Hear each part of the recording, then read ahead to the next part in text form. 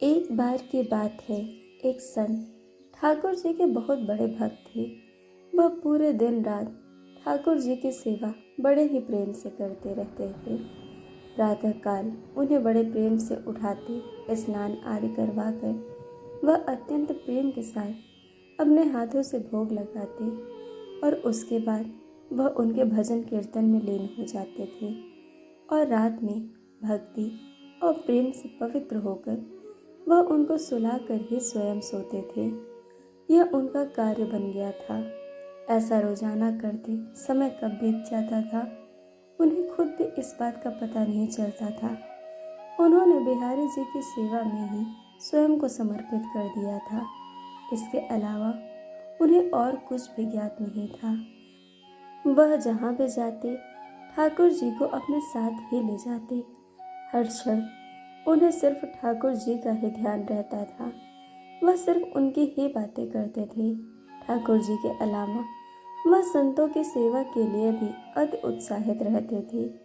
एक बार वह संत कुछ और संतों के साथ ट्रेन की यात्रा कर रहे थे। संत अपने साथ ठाकुर जी को भी ले गए थे और अपने साथ वाले सीट पर उन्हें बैठाया।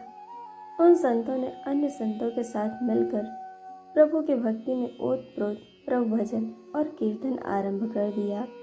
प्रभु भजन और कीर्तन की समाप्ति के बाद वह सभी संत प्रभु की भक्ति की चर्चा में लग गए और कब उनकी मंजिल आ गई उसका उन्हें पता भी न चला।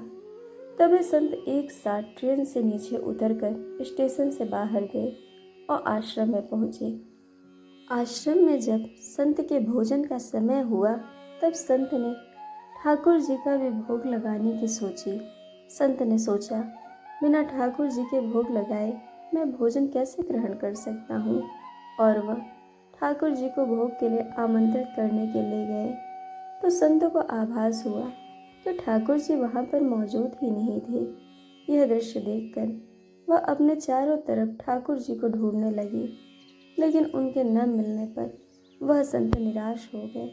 अब उन्होंने अपनी व्यथा अन्य संतों से कही तो सभी संत समूह पूरे आश्रम में ठाकुर जी को ढूंढने लगे, लेकिन ठाकुर जी कहीं नहीं मिले। अब संत और ज़्यादा निराश होने लगे। ठाकुर जी के न मिलने पर उनके नेत्रों से अश्रु की धारा प्रवाहित हो गई। यह देखकर अन्य संत महात्मा कहने लगे कि कोई बात नहीं, अगर आपके ठाकुर जी नहीं मिल रहे हैं तो हम आपको दूसरे ठाकुर जी ला देंगे, आप अपना मन दुखी मत करिए। लेकिन वह संत नहीं माने। वह लगातार रोए जा रहे थे और यही कह रहे थे कि मुझे अपने ठाकुर जी के अलावा और कोई नहीं चाहिए। उन्होंने अन्न और जल भी ग्रहण नहीं किया। ऐसा करते हुए 4-5 घंटे चले गए, लेकिन ठाकुर जी कहीं नहीं मिल रहे थे और उधर संत जी रोए जा रहे थे। फिर अचानक उन्हें याद आया कि आखिरी बार उन्होंने ठाकुर जी को ट्रेन में बैठने के लिए कहा था और प्रभु की भक्ति चर्चा में लीन हो गए थे। यह बात उन्होंने अन्य संतों से कहा। इस पर संत बोले कि अब तो 4-5 घंटे हो गए हैं, वह ट्रेन बहुत दूर चली गई होगी। इस बात को सुनकर संत और दुखी हो गए और कहा कि ऐसा कभी नहीं हो सकता। मैंने ठाकुर जी को ट्रेन से उतरने के लिए नहीं कहा था। मेरे ठाकुर जी मुझे कभी नहीं छोड़ेंगे। मुझे पूरा विश्वास है कि ठाकुर जी मेरी प्रतीक्षा कर रहे होंगे। एक भक्त का अपने प्रभु के प्रति ऐसा आत्मविश्वास देखकर वहाँ मौजूद सभी सज्जन संत उनको अपने साथ लेकर स्टेशन की ओर चल पड़े। स्टेशन पहुंचकर संतों ने स्टेशन मास्टर को अपनी सारी कहानी सुनाई। यह हैरान कर देने वाली बात थी कि स्टेशन मास्टर ने संतों से कहा कि उनकी एक ट्रेन पिछले 4-5 घंटे से स्टेशन पर ही है। हम सभी बहुत परेशान हैं कि बिना किसी तकनीकी समस्या के वह ट्रेन आगे क्यों नहीं बढ़ रही है।